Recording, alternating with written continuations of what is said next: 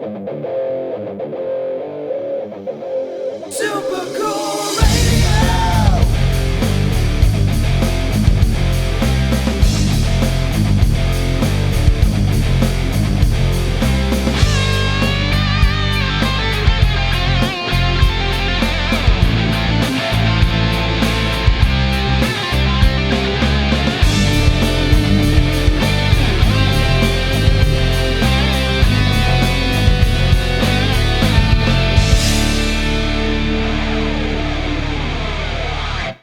Hello everyone, I am Matthew Thomas and you are watching Super Cool Radio. Got a very special guest with me at this time. Hailing from Detroit, he is the vocalist of A War Within. Please welcome Spencer Maybe.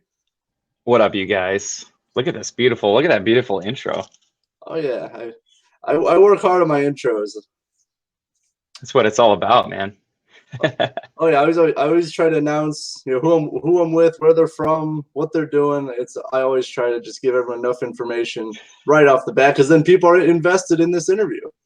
That's right. Well, I like the energy. That's really who gives a shit who I am or where I'm from, but it's all about the energy. You made me sound a lot cooler than I am, so that's all it's about. You are on Super Cool Radio, so everything I do has to sound cool. I'm legit. I'm pimped now. Yeah, we can just cut this interview off right now. We were good. There you go. That's it. We're done. That's it. That's all I needed. Bye, everybody. All right, let's kick this interview off with a fun question. What music have you been listening to this week? Oh God, this week? Well, considering the week just started, I feel like over the weekend, it was a holiday weekend. It was July 4th. We were by the pool and playing some playlists, so it was like all over the place. We listened to Attila. Oh man, it was lots of pop stuff. It was like a weird playlist. There was even like Ain't No Mountain High. I forget the name of the band and the song. Like it was a very weird, eclectic playlist. I don't really listen to anything specific. I feel like I try to listen to less music, to be honest, especially newer music, just so that I don't feel like it doesn't completely influence the way I write, because that's totally how it'll happen. You'll listen to something like, oh yeah, and then you go to write it and you're like, oh shit, I'm totally ripping that now. It's just in there. It's in your brain, it gets stuck. Yeah, no, I got you. It's all that subliminal messages and stuff like, oh, I'm going to write this best song ever. Oh, wait a minute. That's been done. I literally just listened to it 3 seconds ago. What am I? Stop. But I haven't really thought about that. Just like how much, like, if you listen to music and then like you want to like it, not imitate it, but kind of like write in that same style, just because you've been listening to it so much. So it's really interesting. As a writer, I feel like you use the word influenced by, because it's like it's so easy to. I remember when Taking Back Sunday was a huge band, and I loved Taking Back Sunday, and I was listening to Taking Back Sunday so much, I started writing some songs. I'm like, man, this just literally sounds like the riff I just heard. And I went to go listen to the Taking Back Sunday song. I'm like, yeah, it's pretty close. So I can't keep that one. Considering it was fresh, I was like, ah. No, I got you. Wait like 10 years. But all right, here's something exactly different. Now I'll release the same song. This week I've obviously been listening to A War Within, especially new album, Panic Euphoria. Really, really enjoy that album. Thanks, and man. To Everclear, because I'm seeing them live in a few. Like, I think. Oh, nice. Week. So I've been going back like '90s nostalgia. They're there with Hoobastank too. So I've been listening. Oh, to wow. Like I'm just going like completely '90s this week. Yeah, that's a little bit more 2000, right? A little bit. Yeah. It fits both, but yeah, it's oh my God, there's so many shows coming out this year. Yeah, I've been listening to a couple buddies bands because I know that I'm going to see them eventually. Shout out to Varsity. Hopefully I'll get to check out Nevertell. These are a couple friends. If you've never heard them, check them out. But yeah, there's so much music, so many festivals. So we're on a festival this year and it's already sold out. It's Blue Ridge Rock Fest. I don't know if that was one of your future questions. I might have ruined it, but not like I got a format. Yeah, there's so many, dude. Ink, Louder Than Life. There's so many. It's I knew that we weren't going to get a tour this year because of how many shows and festivals and tours have been announced. Like everybody's coming back to tour this year. So it's ridiculous. Yeah, it is. Like I've seen so many memes about like my bank account before May, my Hmm. bank account in June, it's like $0. My favorite one was it was oh man, I'm blanking on the band. It's the old I Wrestled the Bear vocalist new band. Um, Courtney's band. Oh, I can't think of the name. But they're going on tour with Limp Bizkit, and it's like the two complete. I wouldn't say Oh, complete opposite, but it's what? Spirit Box? Spirit Box. Thank you. Yeah, I'm having a brain fart. Yeah. It's been a busy day at work today. I'm not gonna lie. Um, yeah, it was Spirit Box announced a tour, and the meme was like me. It was like an excited face, like Spirit Box announces a tour with Limp Bizkit, and then the next one was like Spirit Box announces a tour with Limp Bizkit, just as confused. Oh, that one. It's interesting. I'm surprised. Like, I mean, Limp Bizkit like still popular to this day too, which kind of I mean surprised me a little bit. Even though like I dig their music, I like them, but it's just interesting. Just two completely different bands I would not associate with going on tour. But hey, it could be cool. I don't know. Limp Bizkit's achieved that crustier than crusty era, um, like aura of themselves. They've hit that spot where it's like they're too big to fail almost. And I don't know. I'm sure they're not as like I'm sure they're not going to be doing arenas and whatnot. But a band that's like new and up and coming like Spirit Boxes, that's going to be a scary good tour. I can see that being a huge thing. Yeah, Spirit Box is awesome. I just started listening to them. Like a friend told me about them. I think like a few months ago, and then like they're really good. Yeah, I've been listening to them since last year, since they put out It's Blessed Be. The producer that we were working with was jamming them all the time. He's like, "Yeah, this band's gonna be huge." I'm like, "Oh, yeah." He was so right. He was so right, dude. I enjoy them now too. That's all it takes is one person's like, "Check this band out." I'm like, okay. Like, shit. Now I can't not. Now I can't not. And that's how it starts with like some of like like the up and coming bands. Just like people, hey, you should really check this band out. They're gonna be big, and like that's just how everything spreads, and it's just really cool. Especially with the internet now, like you can reach people you didn't think you could reach.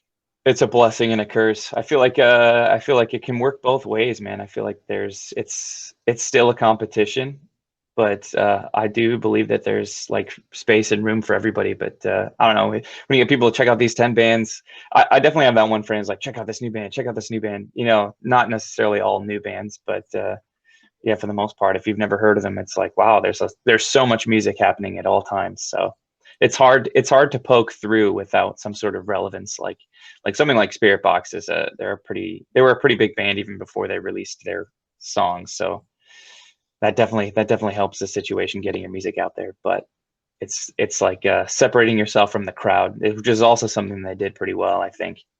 So it's a hand in hand situation. Yeah, there's definitely I think there's a line where you have to like you really have to differentiate yourself, but not so much that it's off-putting for some people. It's really a fine line between like doing good, like being really good, but also not being like super abstract because you might not reach as many people. You know what I mean? Yeah, I feel like you have to be in the realm of something familiar but different at the same time. It's like a nice, beautiful, thin white line you got to ride, and you can't be like something completely different because people don't like anything that's completely different. They like to have something familiar.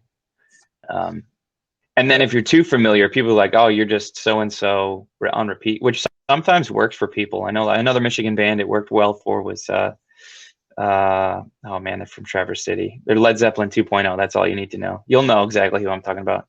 Greta Van Fleet. I knew it would come to me in a while, but so yeah, some bands it works for like that. Some it doesn't. It's crazy how that works. It's the court of public opinion, man. It's crazy. It really is. But so something I really want to talk about. So you guys earlier this year in February released a killer new album entitled Panic Euphoria. How was it Yep. writing and recording this album? Because I heard this is like the first album you were the sole vocalist on. Yep, that is 100% correct. The first two singles that we released were cut with Matt Good in Arizona, and then every other song, except for the last one, the actual Panic Euphoria, was cut with a producer here in Michigan in Grand Rapids. He's done Hollow Front and Sleepwaker. Yeah, no, it was good to kind of it was like the first time we've almost had like an entire album done with one producer. So it's been nice to kind of like sit back and really work a sound with somebody, and I think that really helped.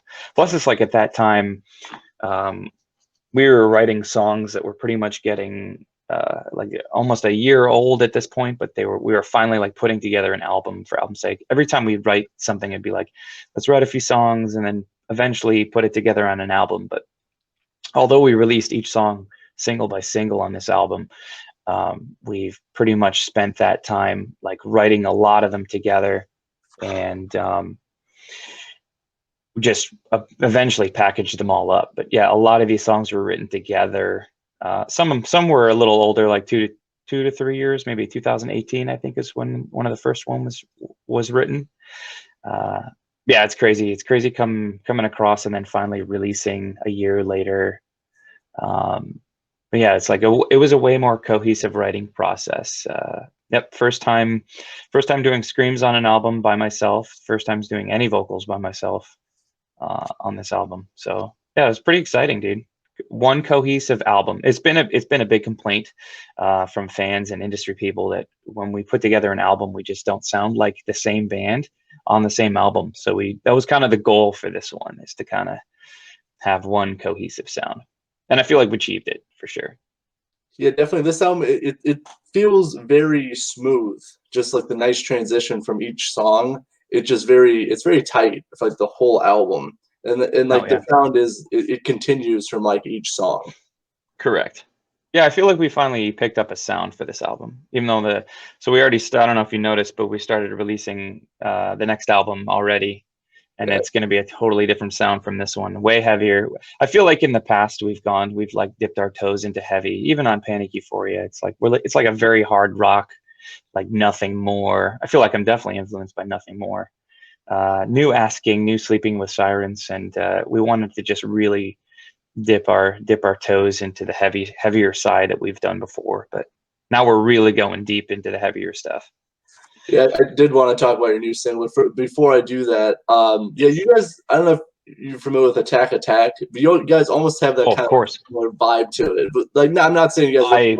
I 100% agree that we're especially now, this new album is going to be totally like a 2009 metalcore revival band, like 2006 2009 metalcore revival band. But yeah, it's crazy. I feel like we pretty much have been influenced by every Midwestern band, everything from like Of Mice and Men, Icy Stars, Attack. There's so many bands that like are from Ohio, Indiana, Chicago area, Michigan, that like we can kind of stick to. We could compare to We Car a lot, so we kind of fit that bill too, where we balance the heavy with the melodic. So it's definitely yeah, I definitely say we could definitely fit the Attack vibe. Yeah, I really like Attack. Like that's like, you know, really cool band. I really like, and like I just get that same vibe. But obviously, you know, you have your own spin on it. It is a war within, but of course, it has that cool vibe to it. Like where it's obviously it can be really heavy, then the melodic. Even you throw in a little bit of pop stuff here and there. You guys really have a nice mesh of like sound. We try to, dude. We try to stick to one thing, but it just never works out that way. That'd be too boring if we did the same stuff every time. That's true. That's how I feel, man.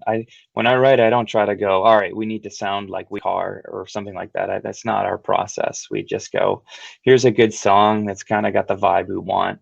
And especially like in prior albums, maybe this wasn't achieved as much, but definitely for Panic Euphoria, our goal was like, all right, so if we're going to write this song, this is the vibe it's going to have. It's going to have this very, you know, like comeback anthem, aggressive, but not like holy shit aggressive, like throw it down aggressive, still like rock, like Beartooth aggressive, you know, like not definitely influenced by that, like Nothing More. That's why I like comparing it to Nothing More. We're not as abstract or as creative, I think, as Nothing More just yet, but you get there. Yeah, still that they still have that heavy tone, even though it's still very rock oriented. Yeah, and your latest single, Relentless, which I believe was released last month in June, I get like it reminds me of like the new Beartooth stuff. Like it just has that like super heavy, but then you break it up a little bit with the melodic stuff, and then you go back to the super heavy. I really like it. Thanks, man. Yeah, I feel like the newer stuff is gonna be like anything from a mix of Motionless and White. I always feel like every single song that I write personally is definitely like, we're like almost like a wannabe Beartooth.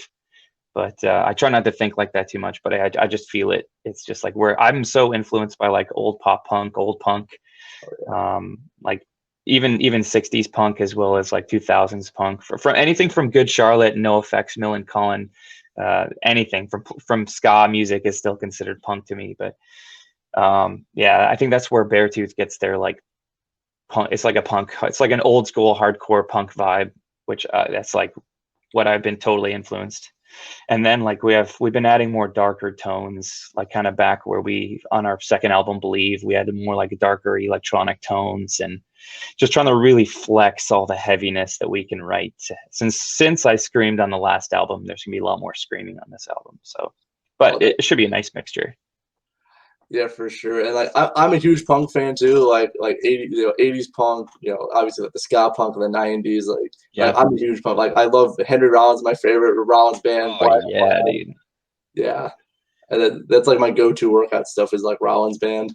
Nice. Yeah, dude. There's something about that. It's like just so raw. Like it's like totally what System of a Down was always influenced by. You could tell that there's like a rawness to it. Like, and that's kind of what punk started as. It was like the we don't give a fuck attitude, and it was really built around like throwing down the system and being against the grain, which as a band, as a person myself, that's totally our vibe. We're totally the black sheep. Yeah, definitely. And like I've been listening to a lot of like Agent Orange lately, and my brother, he called me up like a couple of days ago. He's like, "Hey, Agent Orange is going to be in Michigan, Grand Rapids in October. Do you want to go?" And I said, "Yes, sign me up. Let's go." Because like I haven't seen them live before, and I really want to. Yeah, because you're in northern Indiana, right? Yeah. Yeah, so you're either heading south to Indy or north to Grand Rapids or west to Chicago, right? You're like in that weird crux. Yeah, we get a couple good shows here and there. I know Adelita's Way is going to be in South Bend on Sunday, so we get some couple big shows here and there. But yeah, I've been mostly going to Indy or Fort Wayne. Those have been most of the go-tos, or occasionally Battle Creek and Grand Rapids. But those are a little bit far away. But we're very spoiled here in Detroit as being like a major market out here. Yeah. So it's nice. But yeah, it's crazy how some shows will have like the B or C market areas, and I don't know. Some good shows can play somewhere, man. It just really depends. Depends on the agents and who's booking them, man. That's really it. There was something very cool happening in my area in Mishawaka, Indiana, that you're going to be a part of. Meet you is Rock the Rescue. That's why we're here. August 21st, War Within is going to be a part of the show. Originally not scheduled, but due to Crash Karma, they had some scheduling conflicts with taking up a tour, could not make it. You guys are stepping in. You're going to see War Within at Rock the Rescue, man. Well, funny story, I think. I'm pretty sure, and I could be wrong, you'd have to ask Larry, but I'm pretty sure he hit us up originally to be on the festival. And since we really only had Blue Ridge on the docket at the moment, because we were supposed to be playing Blue Ridge in 2020, we were like, well, my drummer has like his family's very susceptible to COVID, so we've been taking it easy. Even my guitarist, I think he's one of those high risk people, and so we've been like we haven't seen each other since like October of last year, November of last year, so it's been a while. We haven't even rehearsed since then.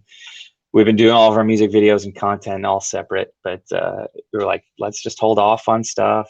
Maybe by September, things will be fine. And then pretty much by like April, May, June, things were starting to really come back. So then I think last month he was like, hey, get you guys on. I was like, well, you guys want to do it? My boys are like, let's do it. So here we are, man, coming to hang out. Oh, yeah, for sure. I'm definitely looking forward to seeing you guys live for the first time. I heard you guys really deliver a killer rock show. Yeah, we try to bring the energy, man. I think that's the part of being a metal band and not specifically a rock band. Is like metal is all about the vibe. Like it's got to be very high energy. It's usually a very aggressive show. Not necessarily our band, but like most shows that we play, we're usually one of the lighter bands on it, surprisingly. But it's usually way more aggressive, but it's usually a bit more loving, like you get knocked down in the pit, 8 people will stop and be like, and then they'll help pick you back up. So it's crazy to have that. Like the memes are so right, where you get like the Barney the dinosaur, and then it's the T-Rex is the vocalist, you know, off stage, on stage. I did a poor like anecdote of that, but you know what I'm talking about. I feel like that's a very popular meme. No, I don't. Off stage, the lead metal vocalist is Barney the dinosaur. On stage, he's the T-Rex from Jurassic Park. There, I redeemed myself. You're good. But yeah, no, it's really cool. Just I mean, like, especially metal itself, but also other genres. It's really cool to see like people on stage and how then you like talk to them after the show, like some of the nicest people and some of the coolest people you meet. But like you see them on stage, it's like, whoa, you scare me a little bit, but I like it. It's crazy, yeah. It's mind blowing going from like mainly metal shows to like I went to a Plain White T's show like a couple years ago, and it's all mainly like 40, 50-year-old soccer moms just dancing in the crowd. It's like I was like, man, I feel like I don't fit in here, but it's cool. You know, it's a crazy vibe. But yeah, that's what it reminds me of. That's what popped into my head with that. I like the comparison, but I've not been to a Plain White T show, so I can't tell what the crowd is. But that is pretty funny though. Good image. Just imagine something a little bit more like loving and chill. Like I don't even know. Well, it was a little bit different. I think I went to go see 21 Pilots in 2019. I think whenever they did that Black and Yellow album. Can't think of what it's called. The one with chlorine on it and Jumpsuit. We went to go see them, but that's like something you see in an arena, so you don't quite get the same vibe. It's like you go for a performance or a show. It's kind of hard for me to describe, but it's like at a show where it's not like a huge arena where you're not strapped to your seat and you're on the floor. It's a totally different situation. You have to like basically vibe with the other people that are around you. You feel it definitely. Oh yeah, a bunch of strangers in a room with you can definitely determine the orientation of the rest of your night. That's basically the anecdote from Plain White Tees. If they're all like 40-year-old moms sipping wine while jamming out to acoustic and ukulele music, it's totally different from like blast beats and double bass with fucking growls and shit. You know, it's like you might get punched or have like a 6-foot kid who's crowd surfing who probably shouldn't be crowd surfing jump on your ass. So just get dropped from crowd surfing. Yeah. Oh yeah. Music is great like that. Yes, I mean, it really depends, just like what the vibe of the arena or just the show is. I know, like, funny. I'm going to reference Everclear again here. I went to an Everclear show in Tinley Park, right outside of Chicago, and they were crowd surfing, and I don't, because I'm like 220, 6'1". Like, I'm kind of a bigger guy. You're tall. I don't. You're the guy that puts the people up. People Yeah. go like this to you. They're like, "Put me I up." can do that.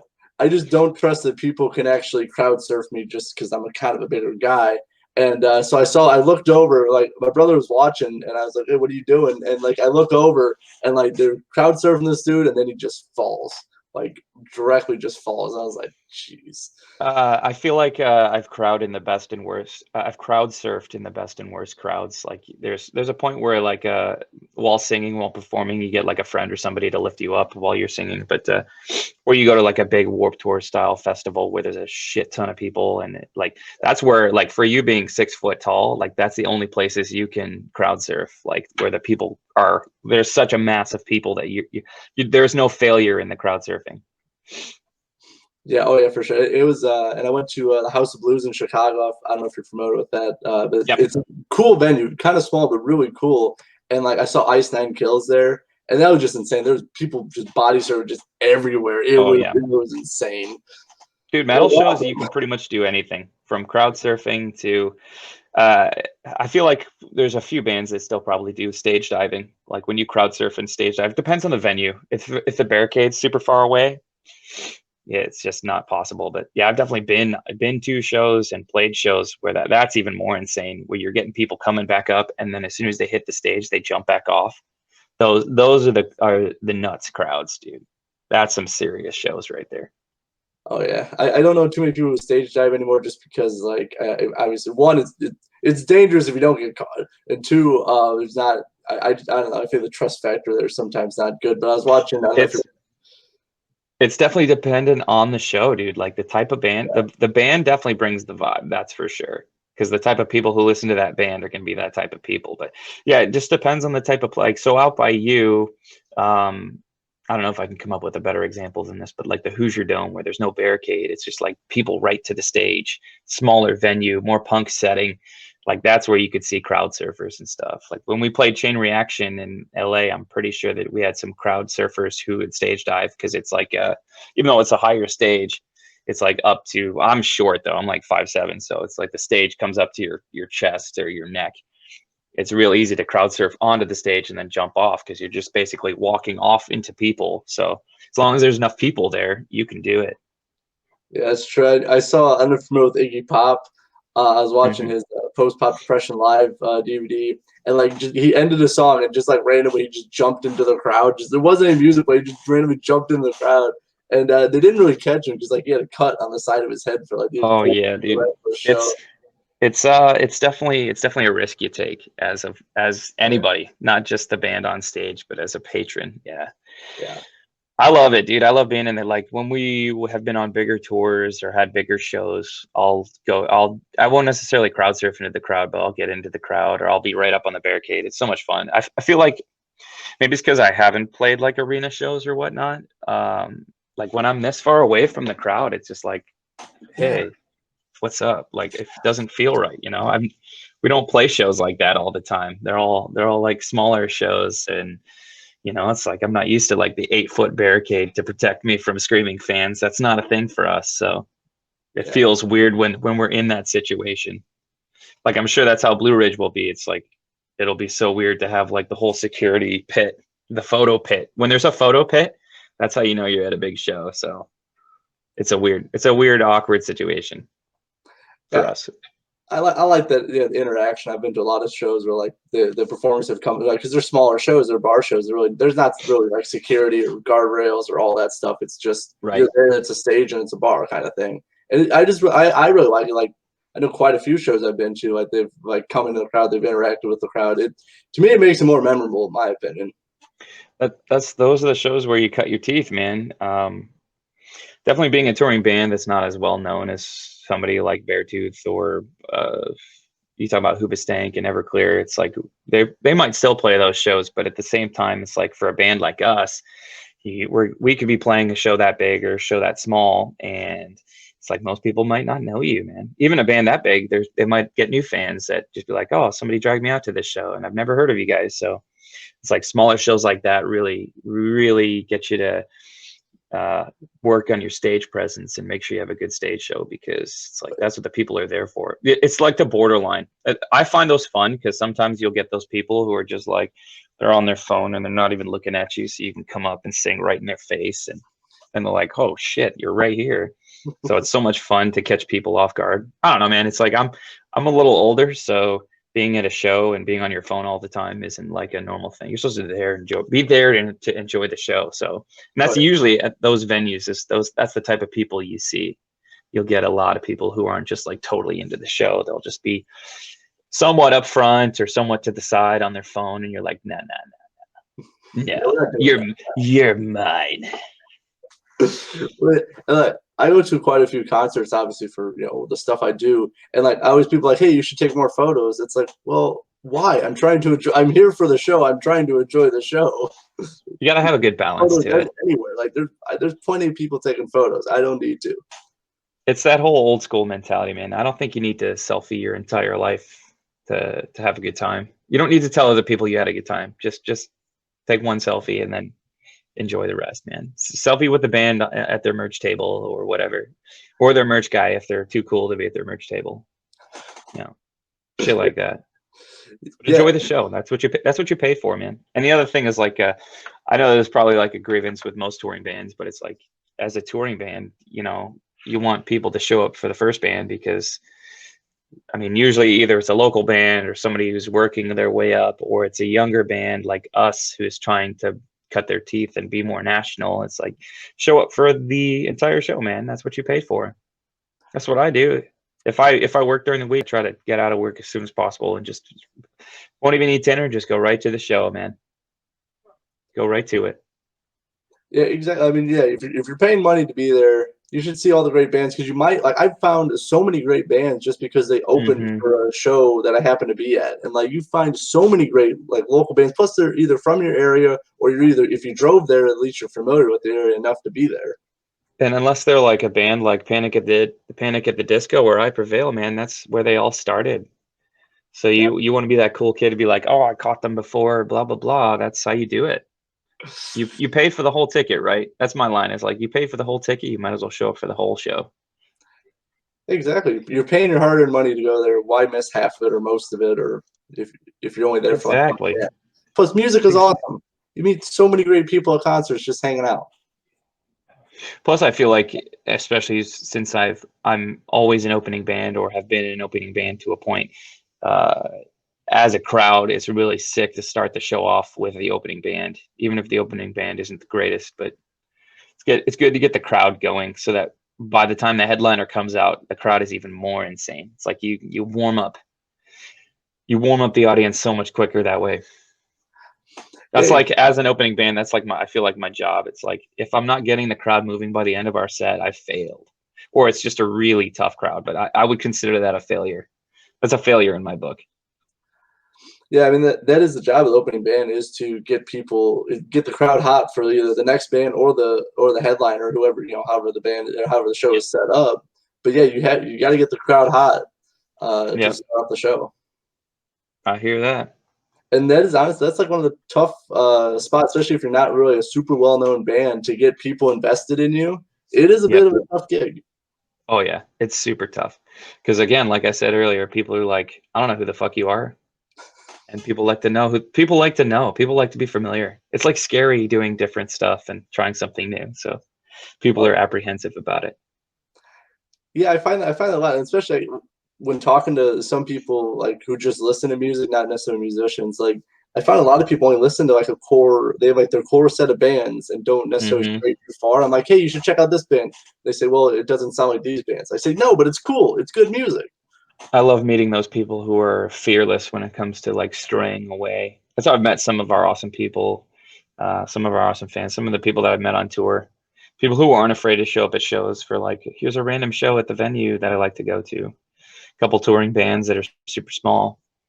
So, and you get some kick-ass shows that time. Like, and like as a band, when you're touring and you're that small, like if you're trying to play to 50 people a night or even less than that, 30 people a night, 100 people a night, you're trying to give your best. You're giving 1,000% more than a band that's huge because you know that when you're hoping that by the time you come back, you got these people plus their friends. Like that's the goal there.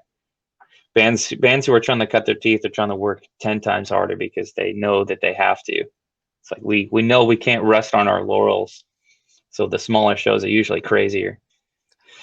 Yeah, that is definitely true. I've been to a lot of small shows and they've just been absolutely just insane. Just like either with the people, even if they're small group people, they still get super into the show anyway. Because I've been to shows where like it's been like 10 people, but like that was probably some of those Same. fun shows I've been to, just because everyone got into the show.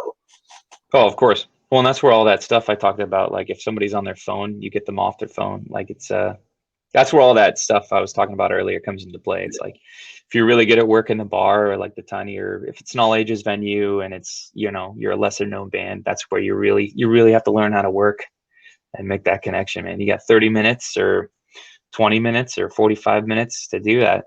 Sometimes it's a struggle. Yeah, you got to strut your stuff and put it all out there. Just as you said, to build an audience. Like, hey, there might be only 10 people here, but all 10 people tell 10 more people. Then you have 100 people there. So like, Yep. you just have to keep building every time you're there. That's why you always have to put on a good show. Because if you don't, then people are like, well, they didn't put on a good show. Why should I see them again? Kind of thing. They're garbage, trash. They belong in the trash. But not a war within. You can see them live August 21st for Rock the Rescue and Blue Ridge. All the great music festivals. Definitely check them out. I do got a couple more things. I'll let you go. I did have one guy. This was in the 90s, so pretty much before cell phone. I had one interview with my friend Mike Jones, and he said somebody was reading a book at one of his shows. So like before I believe it, dude. So before cell phones, he took a book. I go, man, I've that's a bold seen move. when we were on a tinier tour, I saw a band. They were playing like Magic the Gathering while some of the locals were playing, and I think the locals got pissed. It's like, dude, just stop, dude. This is your show too. Fucking get off your fucking Magic cards, bro. Yeah, I don't know. I don't get that from bands. I get it if you're on like a bigger tour and you're doing longer drives, but smaller tours, it's like, man, be there. I always try to be there, man. If I'm playing a local show and you don't see me at least once at the front of the stage, then I'm a piece of shit. So, and I'm sorry, but no, I usually always try to stay up at the front because I know how it feels to be that last band playing, and it's not just because you're the headliner, it's just you're the last band, and everybody, it's a late night show at a bar and you're playing at midnight or 1 a.m. and everybody has to leave because it's Thursday or Wednesday night, and you're like, damn, dude, I wish more people could have stayed, but it's super late. And yeah, so I know exactly what that feels like. That's why I'm always trying to be up at the front. You'll see me, man. You'll see me at that show. Oh, yeah, definitely.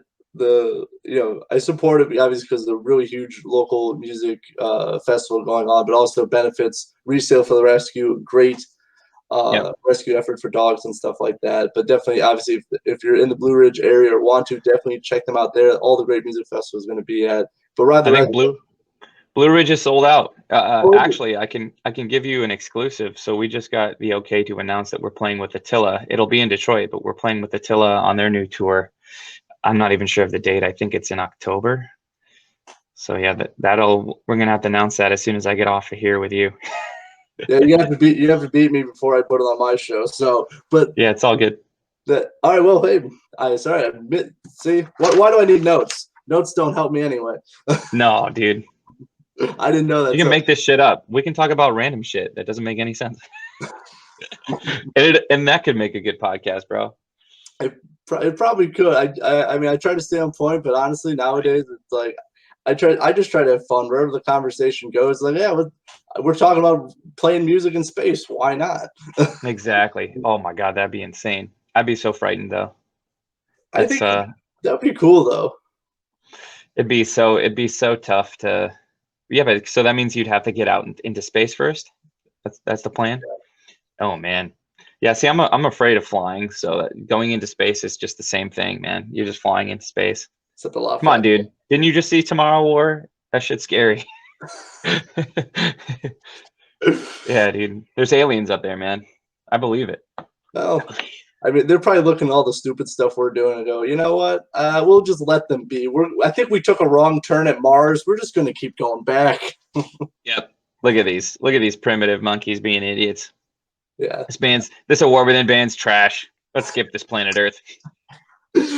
Like I heard they had really cool music. A War Within. Nope. Turn around. Let's get out of here. Straight dumpster fire, man, or whatever aliens throw their trash into. It's probably some type of incinerator. So they probably just litter. They probably just throw it out of their spaceship.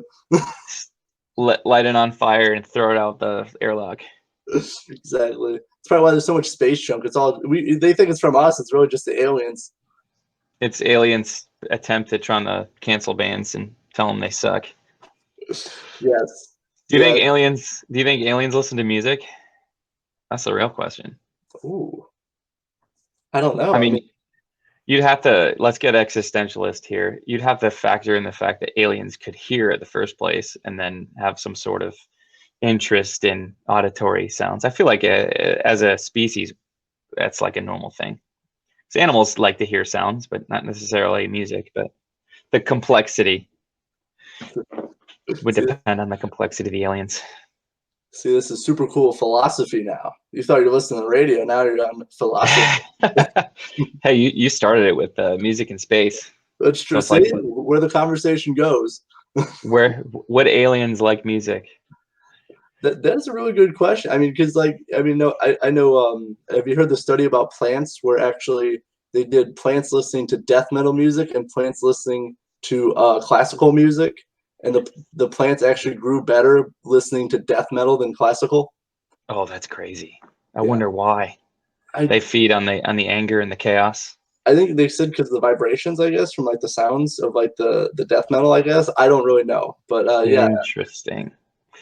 Yeah, dude, it's bizarre. That's a good question to ask, man. Well, it's because it's like there's so many variables. Like, do the aliens have auditory systems? Do the aliens have some sort of interest in melodic? Because it's like even as a culture here in the world, all around the world, there's different types of musical scales. So, like in the East, there's a different musical scale than there is out here in the West. So it's like that's just one chunk of what could be as far as considered alien music. Yeah, I should ask that question like when I kick off my interviews. I'll just start asking that question. Do you think aliens like music? They'll be like, I what feel the like hell am I on? if they have any sort of what's the word I'm looking for here, like self-absorbment, like we do, yeah, they love music. Anything to like self-absorb, yeah.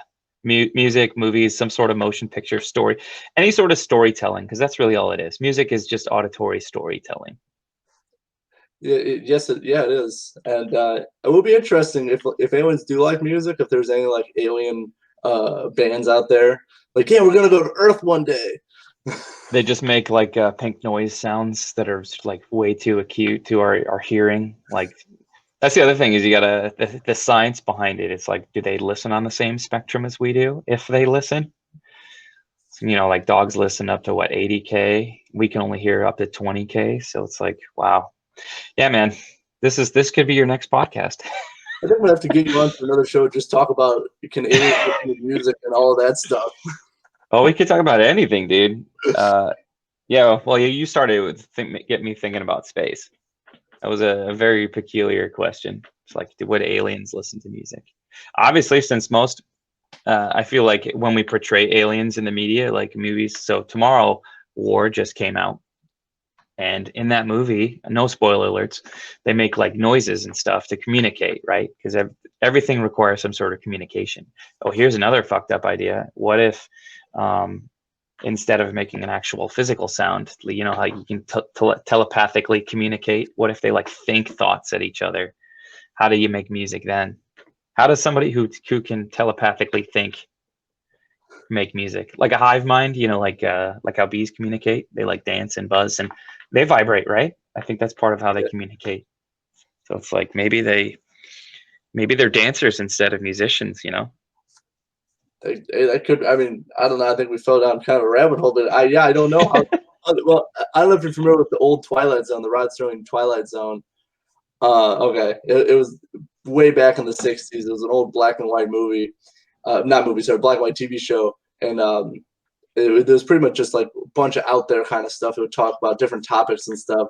And the one was aliens came to Earth, and they gave the humans a book, and they misread. The book was to serve humans, and they misinterpreted it as the aliens are going to help us out. Instead, it was a cookbook on humans. Yeah, there's the other thing. It's like interpretation.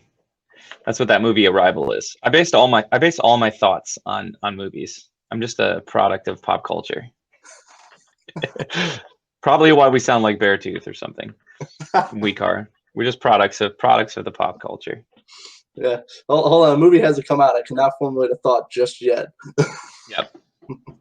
If they haven't made a movie about it yet, I can't think about it. Inception. I can understand abstract constructs and building worlds that don't exist now that I've seen Inception. It's a good movie, though. That's a really good movie. Oh, yeah. Very visually awesome. Now they need an audio version of that. We need to create musical constructs that can warp and change. I mean, that's pretty much life in general now. Yeah. We're almost there with our technology, with Pro Tools and whatnot. And like some stuff, like you listen to some music and like they just change genres. So it's like a minute into the song. So I mean, they kind of bends and stuff. Like I started listening to Falling in Reverse again, like their newer stuff, and like they just like go completely. Oh, there's changes. Bands that do that even more so. Yeah. Like what is it? Is it called 10 Foot Ninja? I think it's called 10 Foot Ninja, where they do like jazz and whatnot. It's a very crazier, more drastic shift. But yeah, there's a couple older bands. I remember another band called Crotch Duster that I used to listen to when I was younger, and they have a song that pretty much goes through every single genre. I think it's like an 8-minute song. It's like, imagine if Tool wasn't serious and decided to make an all genre song. It's tough. We've tried it. We tried to write a song that was an all genre song. It's just a mishmash of things.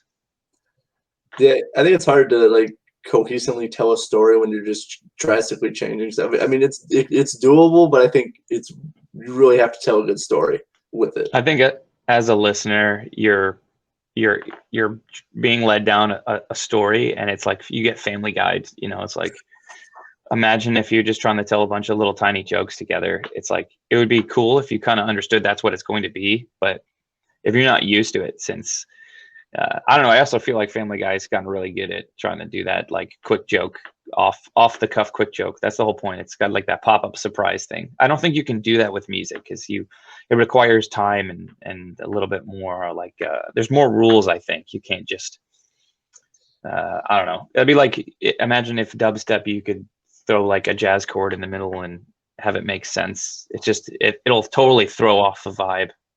Yeah. I don't know. I feel like the math isn't there to do it. I could be wrong though. Somebody could be doing it. Now that we've thought it, someone is going to do it. Yeah, that's how this works. Someone's like, man, I listened to that War Within interview, and like, you know what? I'm gonna be Family Guy musically now. I'm gonna prove that fucker right. I'm I'm gonna make weird genres. Yeah. Like, hey, look what I did. You didn't think I could do it. I did it. It wasn't possible till now. But I think visually, I think it's easier to do stuff like that because like you can kind of see it coming. Like they told the joke and then they see the cut scene. I think it's easier to do it visually because musically, there's not really too much of a lead with it, you know, other than like, audibly. And then even then, you can't really prepare someone for like all the shifts and changes you do. I feel like something like music that requires structure. I think that's what kind of makes music more music. It's like the fine line. What's the difference between noise and music? Is probably just the structure of it, the composition, the rules that are in place to make it music is what makes it music, which is sad because it's like, as a musician, you probably thinking about like, what am I not like? I want to be something new, right? That's how you separate yourself from everybody else. You try to be something new. You try to have at least one or two things that separates you from Beartooth so that you don't get compared to Beartooth. Well, to do that, you have all these other rules, you know, it's like, there's only so much you can do. So Yeah. it's about maybe the storytelling a little bit more, or is it about like your guitars or your drums? It's like, there's only so much you can, you're still limited inside your space, your musical writing space. Yeah, there's still stuff like, I mean, you still obviously have to follow a little bit because like the reason like noise is just noise, but I think music actually has like rhythm to it and actually structure to it, and it's not just a bunch of noise. Even though I have listened to some music where it just sounds like a bunch of noise, but yeah, I think there is such a thing as noise music. Yeah, I'll equate it this way. Like, I think the Family Guy cutscene joke works so well is also because they call back to it a lot. Like even throughout the entire episode, they'll like set up the joke, do the cutscene, and then they'll refer to that cutscene or that joke again later into the episode, which is something like that's what a chorus would be specifically. So it's almost it's understandable. I think it's easier to break the fourth wall in video form compared to music form. Oh, 100%. I don't think there really is a fourth wall in music because you can literally sing to you as you listening the song. Like some songwriters will write that stuff. Like they'll write about true events that are like physically happening at that space point in time. Yeah. Like Boyz II Men, their first single that they really kicked out, it was basically about how they got their major success through getting signed and blowing up.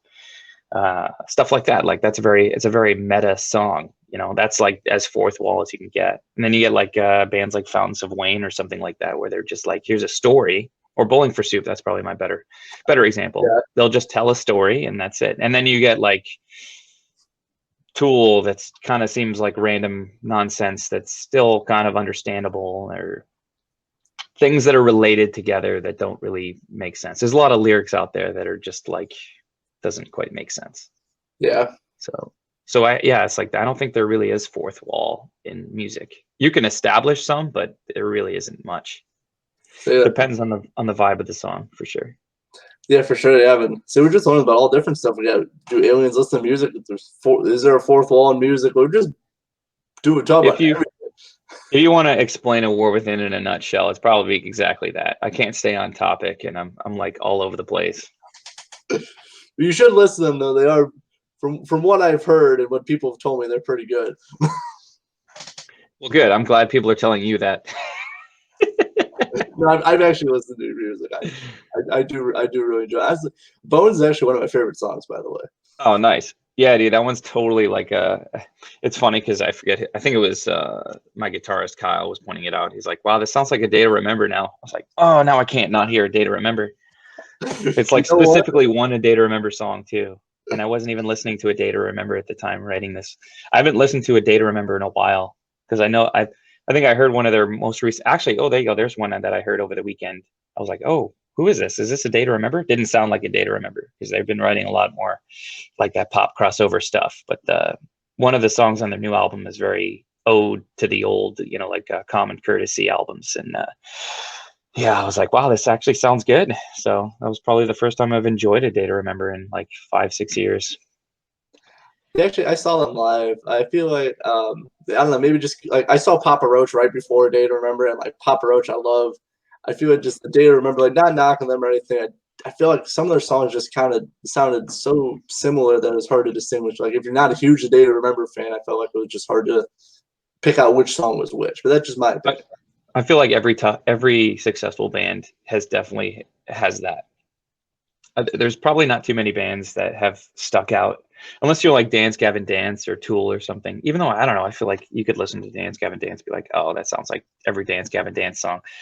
It just depends. I think it just depends on how much of a fan you are of the band. Yeah.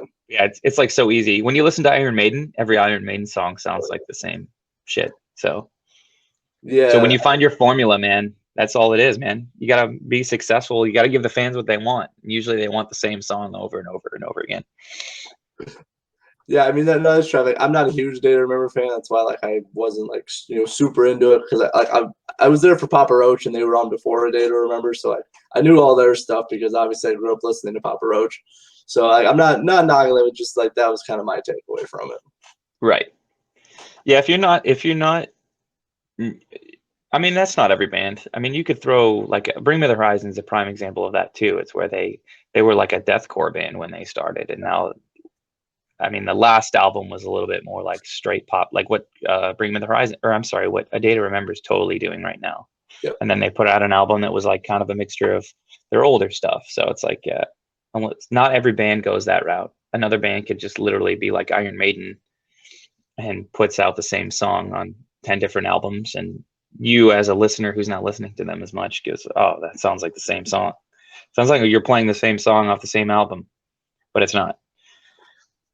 Yeah, and I think it's kind of a bold move. I think for like some bands just to completely stray from the genre they started. I think because sometimes it works and sometimes it doesn't, and you get a lot of heat from fans. So there is a fine line between. I like how I say fine line a lot in this, but there's a fine line with. There really is.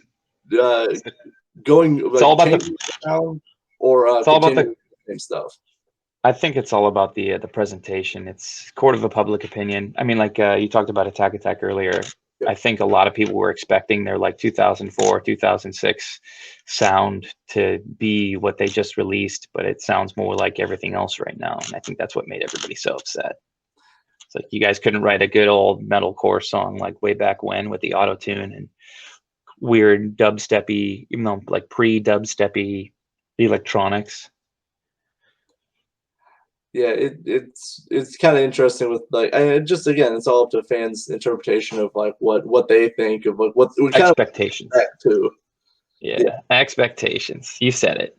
Yeah, oh yeah, and it always changes for like depending on who you are, what you do. Like some people just get like shoehorned into like, oh, I want a metalcore song from them, and it's like, well, we're gonna do something. We're not gonna do that, and then people get mad. But I mean, again, and honestly, I feel like just like one person points it out, and like Twitter or social media, whatever, just like, oh, it doesn't sound like this, and like everyone just jumps on board with, hey, we're all mad at this for no reason too, kind of thing.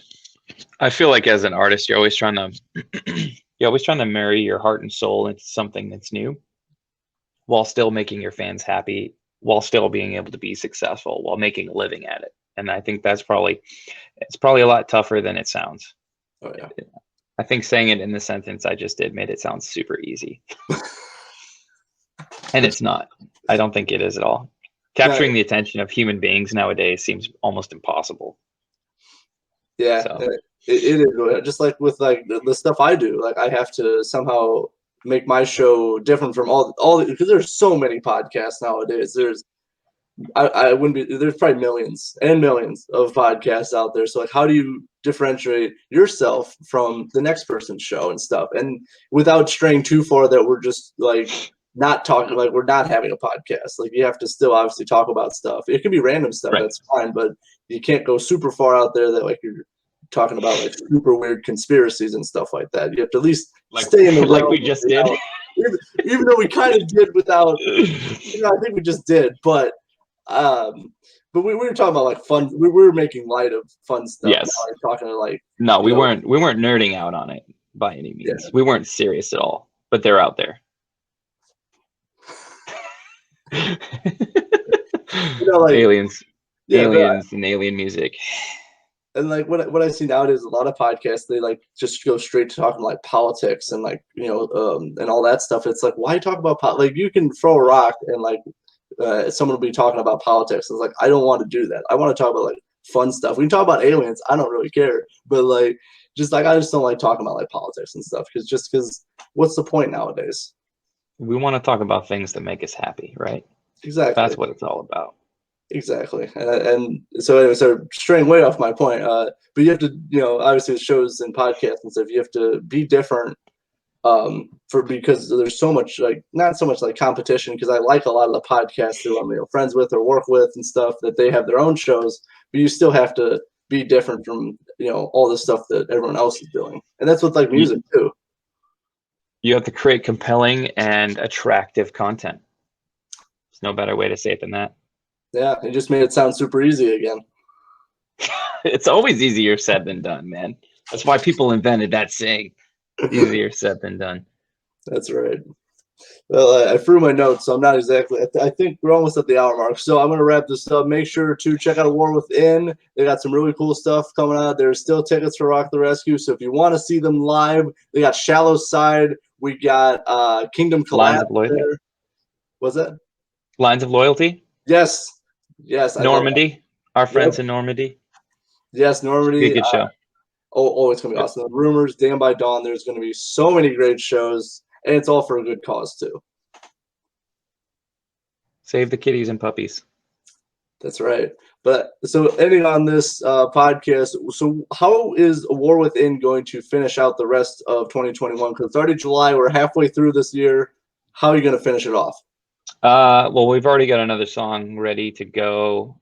It should be popping out at the end of the month. We'll be announcing that's like pre-save campaign soon. But I don't know. It's like it's tough being a smaller band. The approach definitely since the pandemic really made us think it's like, man, we might as well just keep putting out music since we haven't gotten signed yet and all that stuff. It's like we'd rather just keep making music, and making music makes us happy. So we'll probably get at least halfway through this next album by the end of the year. Let's throw in some more covers. Sounds like there's going to be more shows. We might be getting, surprisingly, added to another show out there near you. I think it might be Fort Wayne actually. So don't hold your breath though. I need to hear back from him. But yeah, we're playing this Attila show in Detroit, a couple festivals, Rock to the Rescue and Blue Ridge. But yeah, we're going to try to stay as busy as humanly possible. Yeah, right on. Definitely check them out. Really, really awesome stuff. I'll leave a link for Relentless, the YouTube music video for that in the description. So make sure to check that out. And please check out Stream Support. Give a like to War Within because they're really awesome and they talk about aliens with you. Man. Thanks. For Spencer War Within, I am Matthew Thomas. Thank you for watching Super Cool Radio.